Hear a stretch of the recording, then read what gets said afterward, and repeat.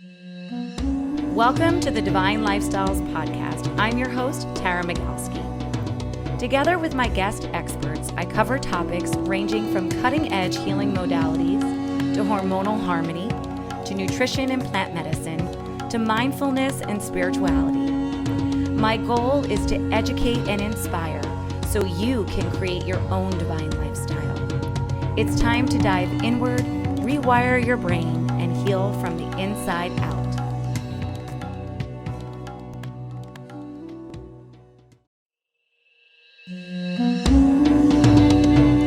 I've got an exciting offer for all of my listeners. The free Divine Daily Practices video series.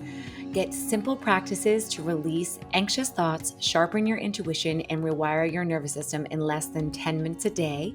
Come on over to my website at divinelifestyles.com/divine daily practices. And over the next week, you'll receive a complimentary self-care system to drop into your authentic self and activate your divine intuitive wisdom. I hope you enjoy.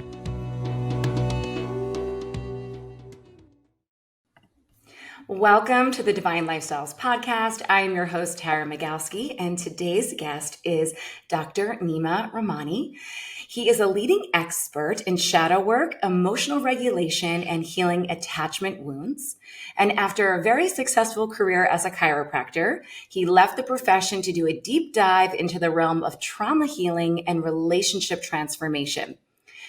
I love all the stuff that you're talking about, Dr. Nima, but like this one thing that you say, driven by your journey of overcoming the toxic patterns and trigger proof and becoming trigger proof is one of the things that I was really drawn to because as we all know, that's the goal. It's to master those triggers.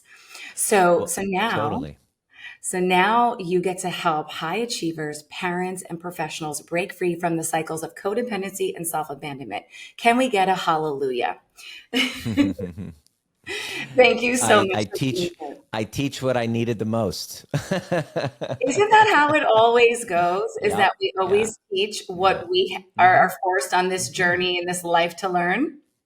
Wasn't my original plan, I was like, when I was 13, I had my first chiropractic adjustment and I was like, this is what I want to do.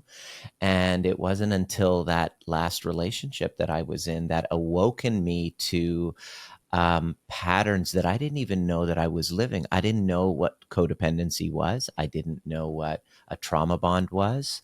But I didn't know what what attachment styles were. But once I started diving into that, it was like a Pandora's box that was opened, and I had to get to the root of it. And with the one fundamental question is, well, how could a successful person who's very intelligent, who's, achieved all the successes in every single kind of arena except a colossal epic disaster when it comes to relationships? And I realized that in intimate partnerships, a different part of the nervous system is actually at play. And that's when I really started doing the deep work. Wow, I love that. So can you share a little bit more about that transition between, being a chiropractor and then moving into this work? Just get deep with that. My own personal development was all about really understanding how to get through this kind of low-grade anxiety throughout my chiropractic career, that thought that whatever, I would achieve a success, maybe that's going to help take away that feeling of, maybe that is going to then help me feel safer or more confident within myself. And when it wouldn't happen, it led me to just trying to understand what was missing in this whole journey of becoming secure with who I am. And I started studying cognitive work, the work of John DeMartini, and the power of altering our perceptions. And so as I discovered that, I started to formulate my own methodology, and I called it the overview method, because it kind of like helps you see a big picture perspective of your entire life. And this is when I started a relationship with somebody who it started off really, a beautiful connection, which slowly over a period of a few years morphed into something super duper toxic, with this push and pull, with this me wanting distance and her wanting more connection and more security, and causing me to pull further away, which I didn't understand at the time was the anxious avoidant dance. And so slowly the arguments, what we would trigger within one another, I didn't understand, were unresolved childhood woundings that caused us to react in ways that normal adults who are safe and secure wouldn't. And as the volatility grew, I things started to get to the point of physical violence, to the point where my hands, as a chiropractor, that were used to help people heal, reached out in anger. And in one moment, I actually hit her, to the point where I just was like, what just happened? How did somebody go from helping people heal, creating a methodology to help resolve people's narratives of the past, react in such a way where the person that I'm supposed to love, I can actually get so reactive that I would lose consciousness?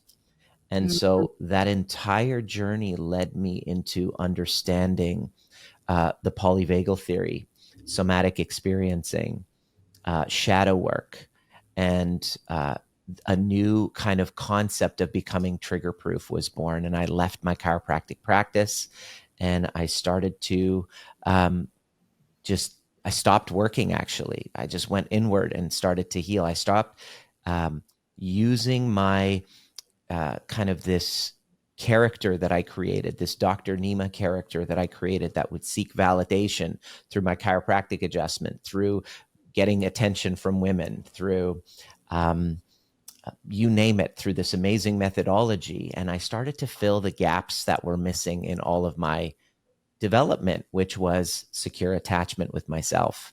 And so this is where the entire concept of learning how to be a co-regulator in a relationship was born, learning how to expand that space between stimulus and response, and use the trigger whenever we abandon ourselves, to use that to then create a deeper sense of self-worth and self-love. And Mm-hmm. so this has became a lifelong kind of a purpose for me. I had to discover, why did I react that way? Can I make sure that I can never do that again? And number three, am I able to have a secure relationship? So I was able to do one, two, and then three. I married the love of my life, Diana, and we now have a son who's now 4 years old in the recording of this. And so I promised myself, if I could do those first three, then number four would be my karma must become my dharma, that I must teach what I most needed for others who are kind of caught in the same cycle as me. Wow. Wow. There's so much to unpack here. Um, but I really Mm-hmm. would love to know, yeah, let's get into the nitty-gritties. Like how do how does trigger proof differ from being emotionless? Yeah, great question. Emotionless. When you're talking about emotionless, what comes to mind for me is, as a child, when you are expressing big emotions, you're parented with parents who weren't trauma informed, who didn't do their own healing work. The expression of a child's emotion will bring up a dysregulated state in the parent. So to react, they'll either get defensive or dismiss or deny, invalidate, or kind of encourage the child to suppress their emotions. And the child, most of us listening were raised kind of in this path, in this way. The child gets the message that the expression of my emotions, like anger, like sadness, don't result in me ending up feeling safer. In other words, my parent isn't a co-regulator that teaches me how to regulate. My dysregulation, my expression of emotion, my activation of my emotional state causes them a burden.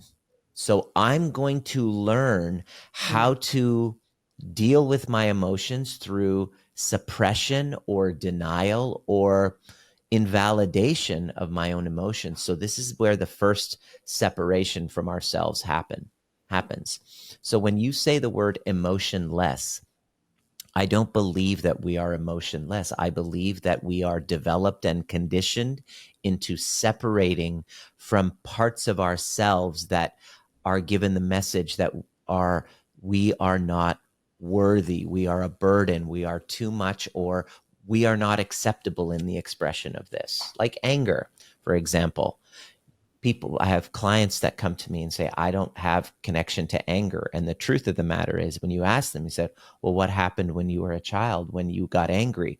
Well, I was punished, or I was given a timeout, or I was physically, assaulted. I was hit.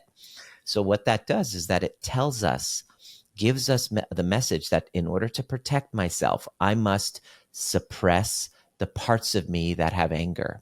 So it's not that you don't have them, it's that you've either consciously suppressed them or unconsciously repressed them. So repression is an unconscious suppression.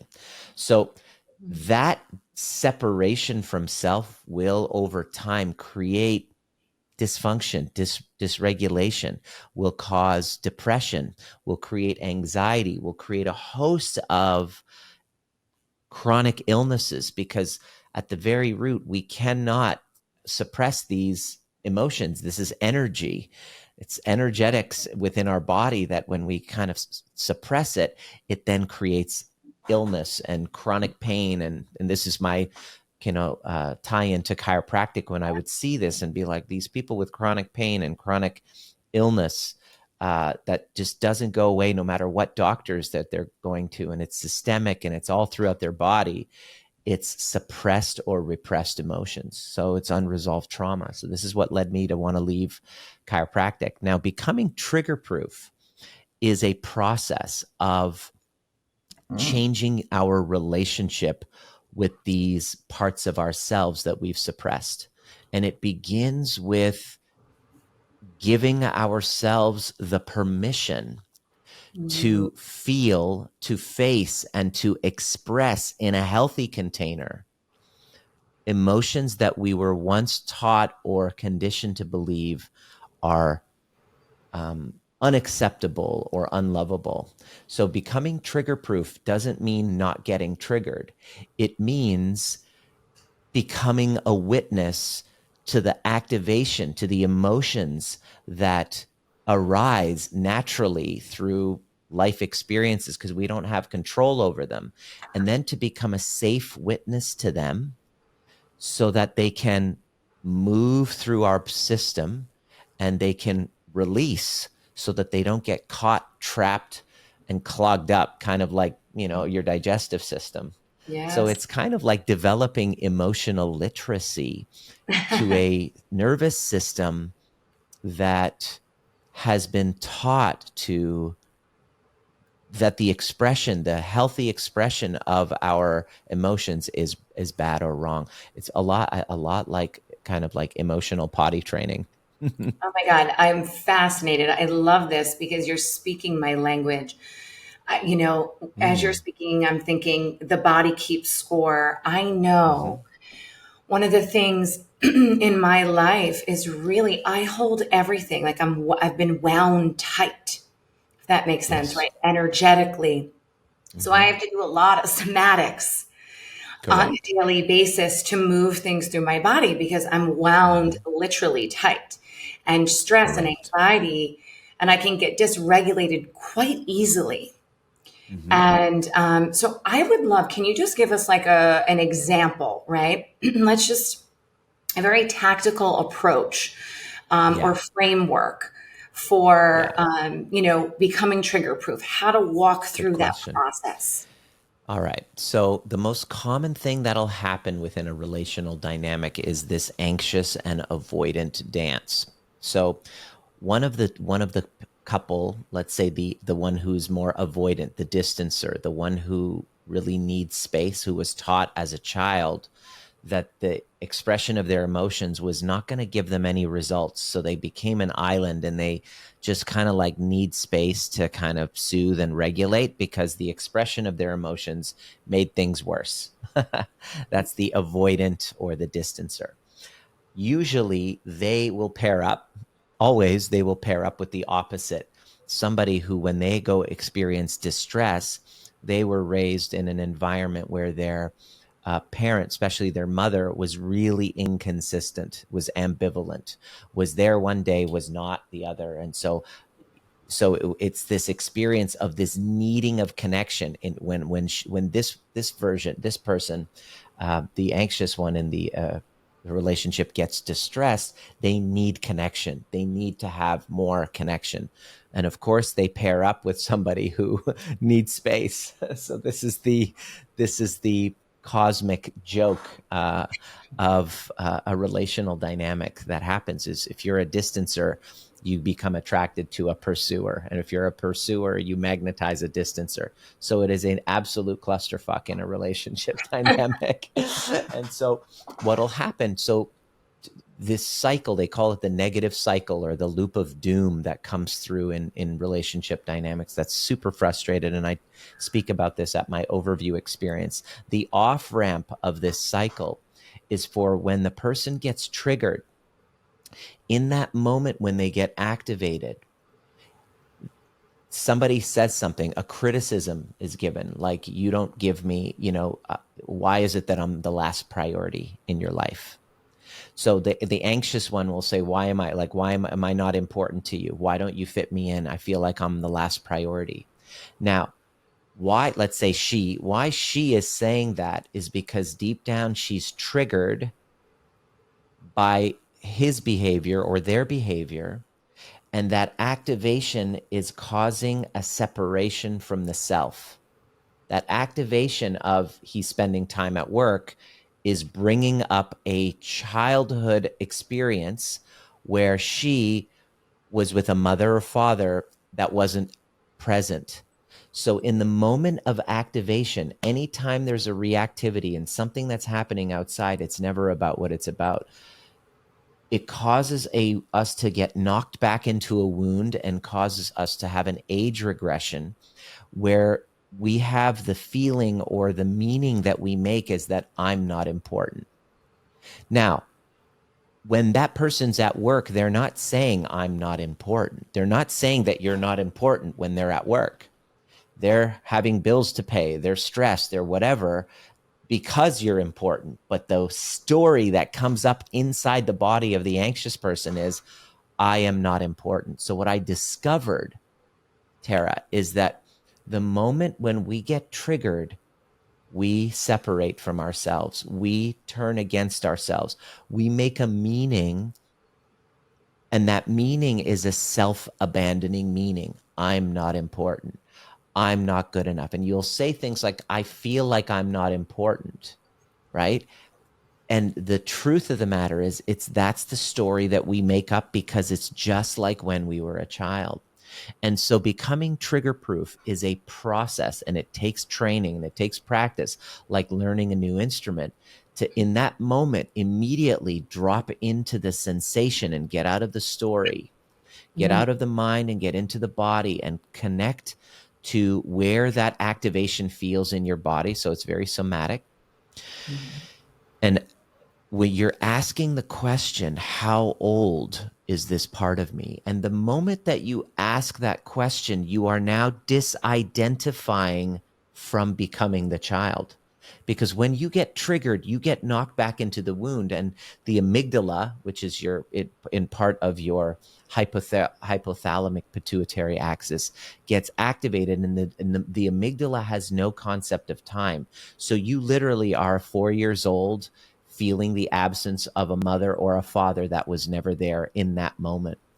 And becoming trigger proof is the training of expanding that space. Instead of reacting and going, I'm never important enough for you, is pausing and going inward and rescuing those younger parts. Because if I react and go, I'm never important enough for you, I'm reacting as that 4-year-old, what that's going to do to the partner is it's going to trigger their experience, knocking them back into a wound as their teenage self, where they were criticized by their mother or their father.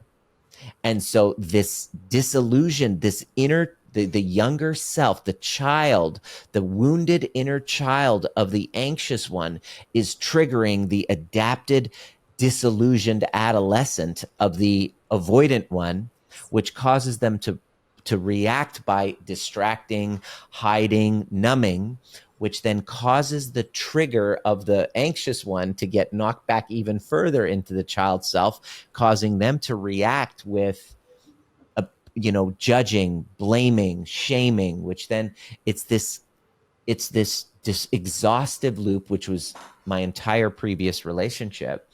And the off ramp of this loop of doom is when somebody just pauses, the one person who wants to take responsibility pauses and says, all right, how old is this part of me? And then becomes the soothing parent that younger part never had. Self-parenting. Self-parenting. This is all becoming trigger proof is all about raising the younger parts of us that didn't get the emotional attunement, causing us to be, as you said, emotionless, by bringing a sense of safety for the younger parts of ourselves that didn't have that to express and be seen and heard and witnessed, but by us. And as we do that, our brain starts to change. We become emotionally mature adults, because most of us are walking around in relational dynamics frustrated because we're 8 to 12 years old, really, in intimate relationships. We walking around as children stuck in adult bodies, reacting like little children, wondering why our relationships just aren't working. My husband and I laugh. I say I revert to a 15-year-old mean girl in the relationship. Like that's where I digress to this bratty teenager. And he has this like wild, he's like off the rails. He digresses. And it's funny because I'm like, oh, here she is again. We've identified her. And so when I get triggered, I'm like, oh, she's here. That must be fun to be a fly on the wall in your place. Yeah, yeah. So we laugh, and he's like, it's very interesting. Another thing that we've done, which has been helpful, is imago therapy. Mm-hmm. I didn't know what you think of that. That kind of just helped me understand how to like deal with my husband, and what exactly his core wounds are, and how why he reacts. But what are all the different types of attachment styles when it comes to the relationship dynamic? Yeah. What you share is so important to really understand the way that your partner responds to distress. It's critical in order to build a secure relationship. And what you're describing is, what I teach to the people in our community. I call it the cycle break. I have a community. It's called the Cycle Breakers Collective, right? I love it.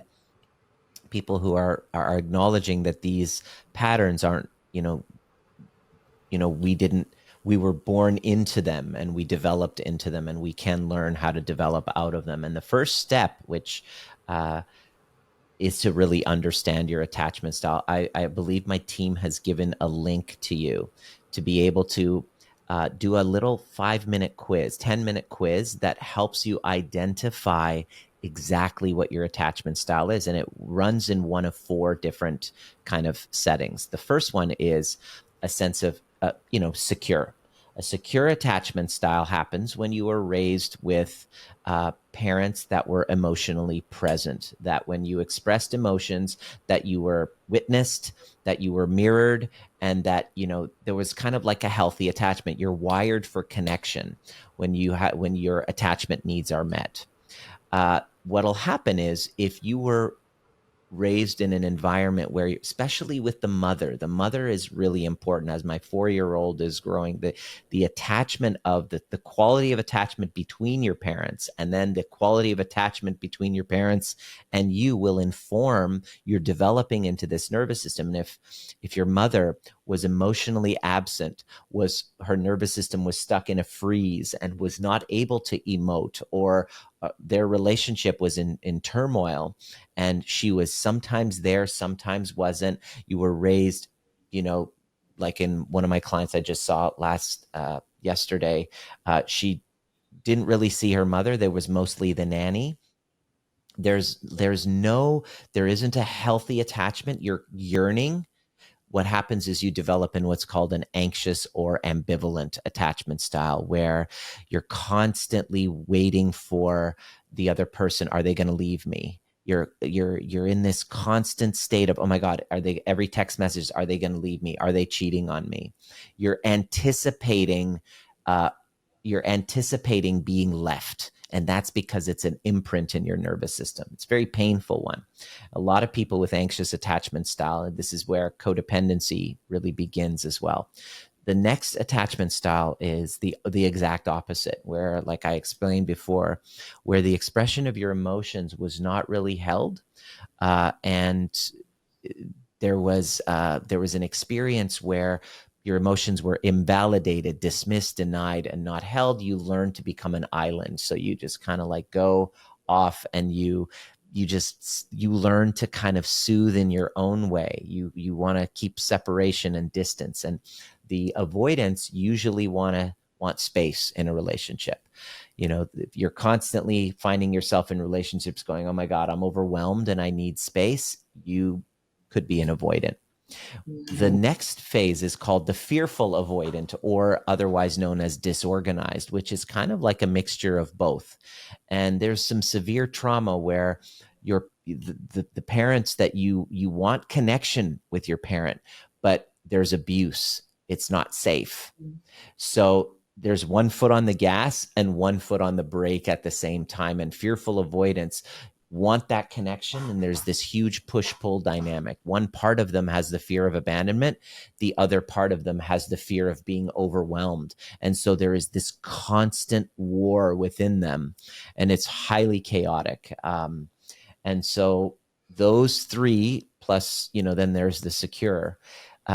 The good news is you can learn to rewire this over time with the right community, with the right guidance, and somatic tools need to be used. You can't do it just by talk therapy. In other words, becoming trigger proof is how we move from insecure attachment into a secure attachment. Wow. Wow. I'm trying to think what I am. I'm going to do your Oh, test. I'll make sure do that the it's, quiz, and you'll be able to get the results, and then a kind of like a pathway to healing it. I love that. Thank you. And I'll make sure everybody who's listening that it's in the show notes. So you've talked a bit about shadow work and codependency, but let's just dive into those topics a little bit. So Sure. with the role of shadow work, right? Hmm. Talk a little bit about how the unresolved childhood wounds, manifest in these adult relationships, and tactical ways in which we can address them as adults. Yeah. Uh, these wounds that are unresolved, like I just described, they don't just go away. It's like this weird, if I can get a little woo with you. Can I get a little woo I with love you, woo. Tara? Woohoo. Okay, cool. Cool. Woohoo. So what's really neat is that, let's say you had a father that left, and deep down inside you have this wound with father, and the story that's imprinted in your nervous system is men will leave. Men are going to leave. And so what'll happen is you're going to adapt by one of two things. One part has this deep desire for masculine kind of presence and craves what you were missing. And then, which is the vulnerable part of you. And then the other side you'll split that trauma causes your psyche to split. And the other part of you will develop this character and persona that's like, I don't need a man. I'm going to be hyper independent. I've now, because it's not safe to need a man, to get vulnerable, to get hurt. And so you create this little fragmentation in your psyche. Now, what's interesting is that these parts of us, we start to adapt and create different characters and personas. You might become a super duper successful entrepreneur who is, like one of my clients who father wasn't even there. So she's now like, she runs like 3 naturopathic clinics. She's making 7 figures. She's like, in her early 30s and doing it. And it's like, she's just a dynamo. So it's like, you can see that wound creates an adaptation, which is good, right? There's some positive that comes out of it. Yet in her intimate partnerships, she becomes completely, she loses that power, right? Because during the intimate partnership, the attachment hooks come in, right? This is why you could be super successful at work, but once the attachment hooks are in, usually after about 6 months to a year, now the relationship is run by the lower mind, the amygdala. And so she turns into this one who just pines after and expects he's going to leave and is anxious all the time and gets triggered into abandoning herself, even when it's an unhealthy situation, even when all the friends are like, what are you doing? You are super duper successful. You are you're a dynamo. You're an amazing doctor. Why is it that you are with somebody who totally treats you like crap, doesn't give you the time of day? And the reason is because, as you asked, like, these childhood woundings are coming up and emerging within relational dynamics in a cruel twist of fate with the cosmic cosmic order, to help us face the parts of us that are incomplete. And Mhm. this is all of our tasks. It's very frustrating. It's very demoralizing. It creates an incredible amount of pain. It creates a lot of illness, a lot of chronic illnesses because of these unresolved attachment wounds. But it's almost like they're constantly getting triggered accidentally on purpose in these relational I dynamics love that. as an opportunity for us to learn how to go inward and heal what was incomplete. And we're summoned to that task.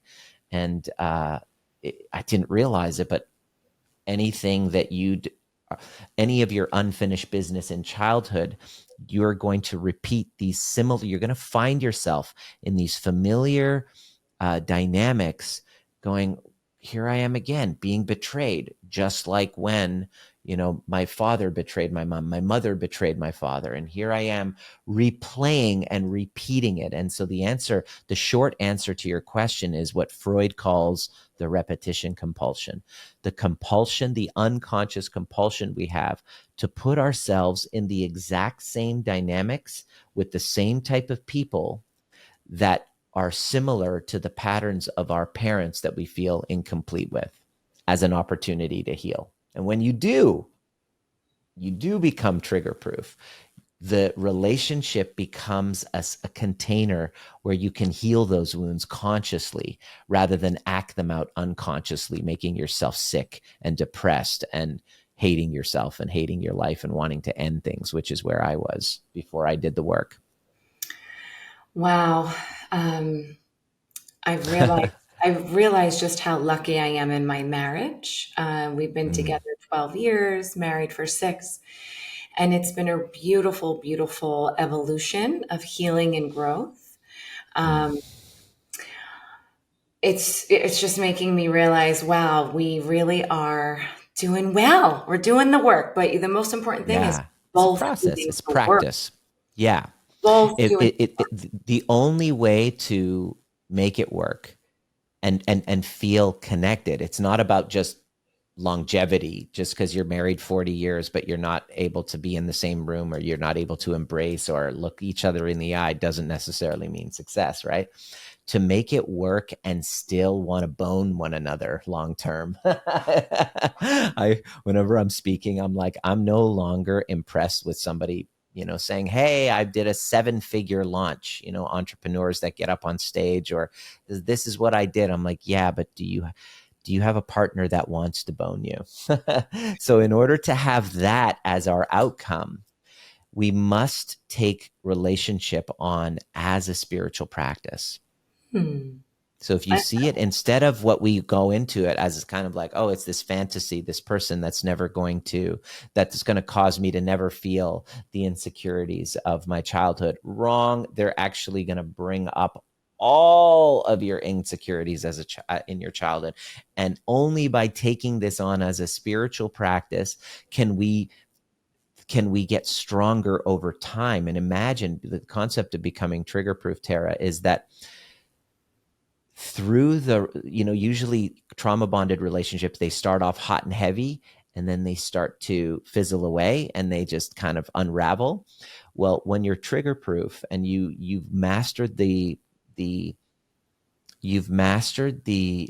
process of rupture and repair, your relationship gets stronger over time through the repairing of the arguments that you've had going in, through using conflict as a portal into deeper intimacy and deeper connection. So my relationship, we just had our 5th anniversary. We have a stronger relationship now than we did when we first started, because of all the ruptures and repairs that we've done. Kind of like a muscle. When you're building muscle, when you're working out, uh, there's little micro tearings that happen in the muscle fibers, and in its healing of in the repair of the muscle, that's when it grows and becomes stronger. A relationship, if you can see relationship attachments as a spiritual practice, through the little ruptures that you have, or what are called misattunements, when you're kind of off that same wavelength, by learning how to heal that conflict rupture repair cycle and become trigger proof, take responsibility for those triggers rather than blaming the other person, and learning how to work with the energy that arises, the relationship actually becomes stronger over time. So Yeah, relationship is a spiritual practice for that I reason. love that. So for the audience that's listening, can we give them, because all of this is amazing and I totally get it. But for someone who's listening that's like, I don't understand this, right? What are some Mhm. practical ways that someone who's listening can integrate this shadow work into their personal growth journey to enhance their intimacy? So just like one example.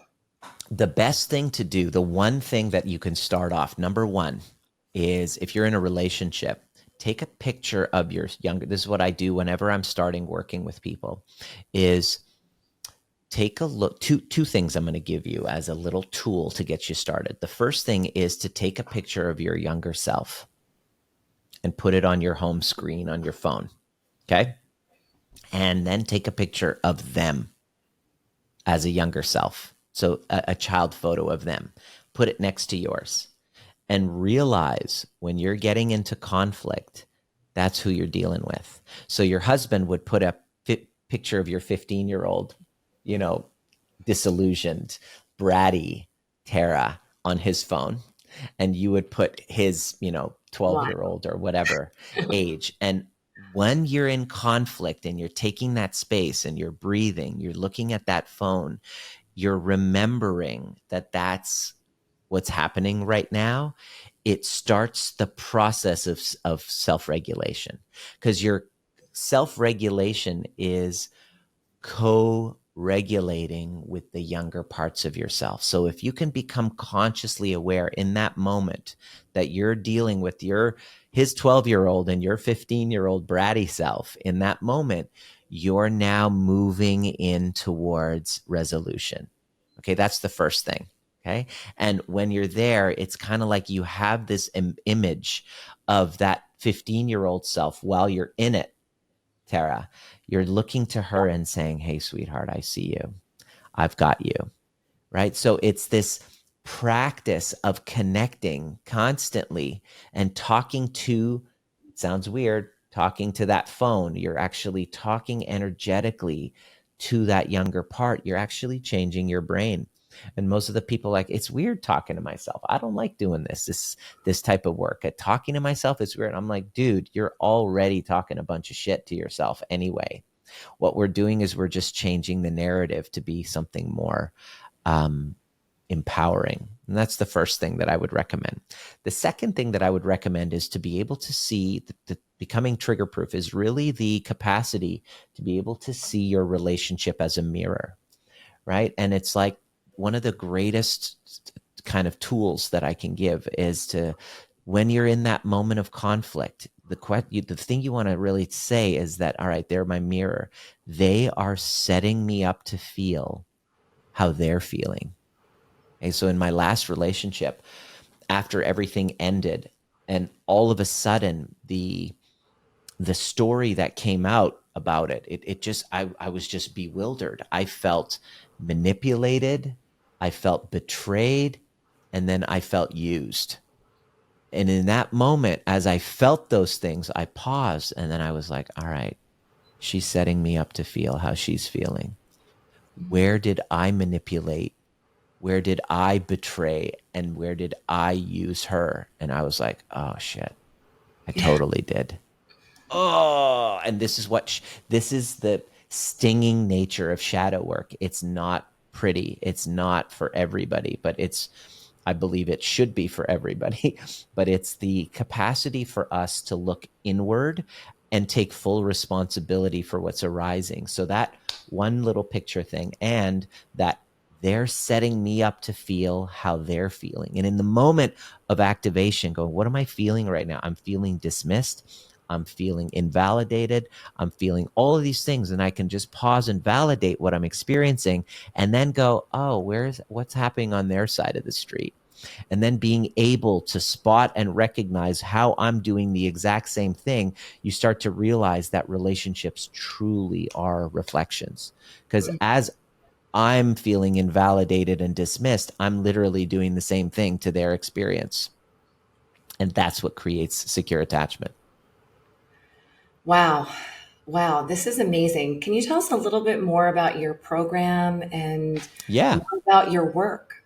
Yeah, the first step is an experience that I had over COVID. I have a 3-day event called the Overview Experience, and then COVID hit. I was scheduled in all parts of the world. New Zealand, I had one in New York, in Toronto, and then COVID hit, and I had to cancel all of my events. And I thought, okay, what do I do? Can I turn that 3-day event into a super duper affordable 6-hour event on Zoom?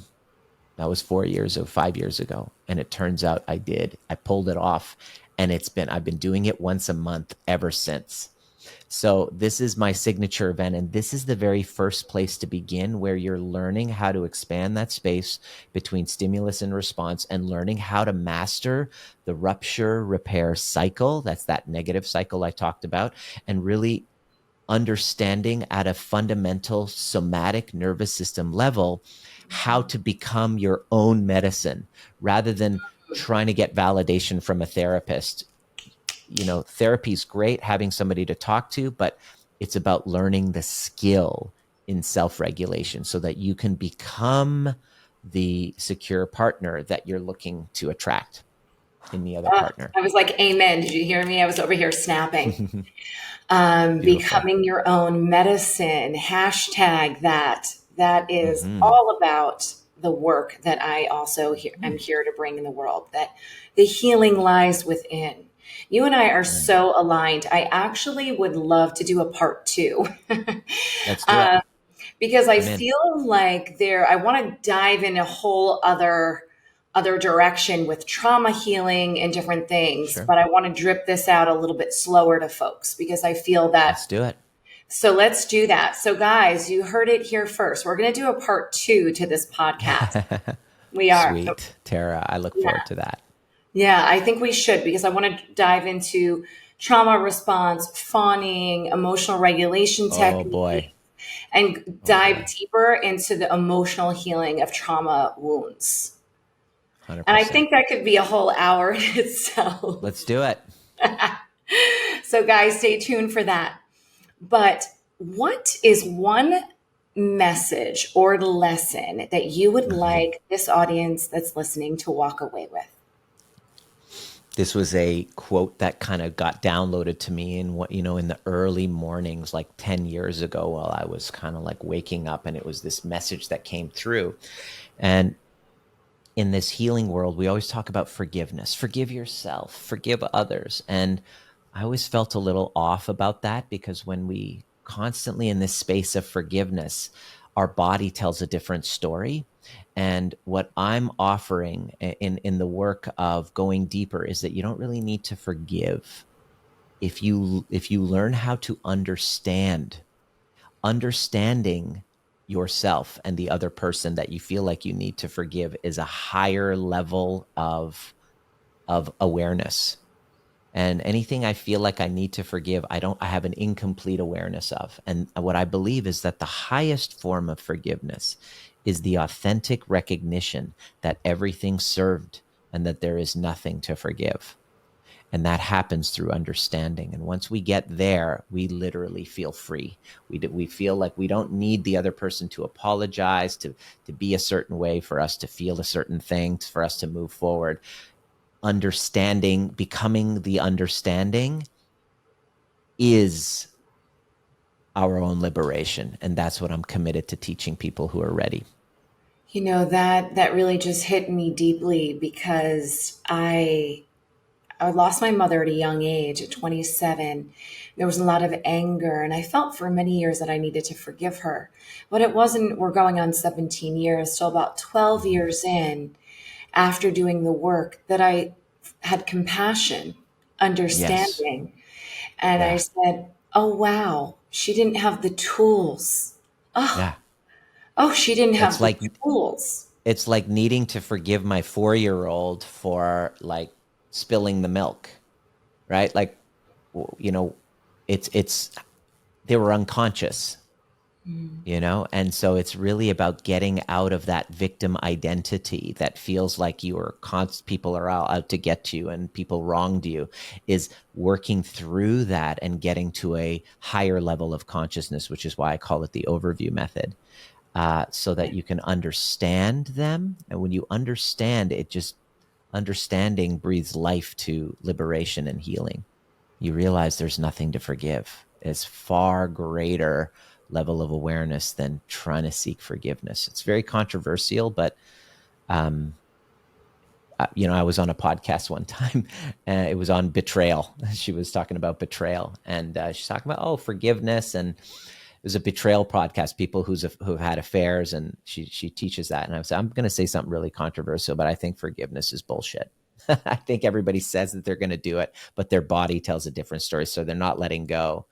And so one woman heard that podcast and reached out to me. She goes, I've read 6 books on forgiveness from my husband's affair, and we're doing great now, and he's done all the work and we're great, but I still can't let it go. It's still not working. And your kind of message about we got to go beyond forgiveness really resonated. And then once she did the work and she integrated with what really arose within her, she realized it was never about him at all. And she didn't really need to forgive him, because the result of what happened was a relationship that was far stronger than it could have been before it happened. And it's not a justification for betrayal, because the future hasn't been written yet, but the past already has, and it determined that that's what you went through. So you can sit here looking back with judgment saying, oh, I need to forgive, which is, and your nervous system tells a different story. Or you can do the deep stuff and actually release the need to forgive anybody. And that's true liberation. Yes, alchemize that darkness into light. So, Beautiful. where can people find out more about your work?